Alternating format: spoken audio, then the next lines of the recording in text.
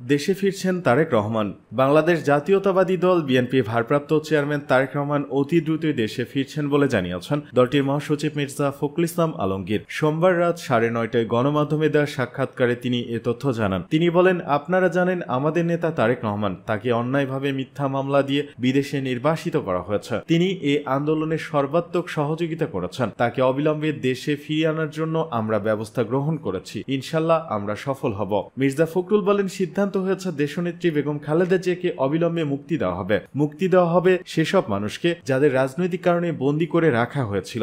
এখন যে পরিস্থিতির সৃষ্টি হয়েছে সেটি নিয়ন্ত্রণে সব রাজনৈতিক দল, ছাত্র জনতা কাজ করবেন। তিনি দেশবাসীর প্রতি আহ্বান জানিয়ে বলেন, আমরা একটি বড় বিজয়, বড় সাফল্য পেয়েছি। সে সাফল্যকে ধরে রাখতে নিজেরা সংযমের পরিচয় দিই। ক্রোধ, ঘৃণা বা প্রতিহিংসার বশবর্তী না হয়ে কাউকে আক্রমণ না করি, কোনো প্রতিষ্ঠানে ক্ষতি না করি। বিশেষ করে আমাদের ধর্মীয় সংখ্যালঘু ভাইদের যেন আক্রমণ না করি। সংখ্যালঘুদের রক্ষা করা আমাদের সবার দায়িত্ব মন্তব্য করে মির্জা ফখরুল আরো বলেন, তাদের রক্ষা করা আমাদের পবিত্র দায়িত্ব। আমি আমাদের দলের সবার প্রতি আহ্বান জানাই, যে প্রবণতা দেখা দিয়েছে দুর্বৃত্তদের সে সুযোগ দেবেন না, যে সুযোগে দুর্বৃত্তরা অন্যদের উপর আঘাত হানে। জরুরি বৈঠক শেষে যা বললেন মির্জা ফখরুল।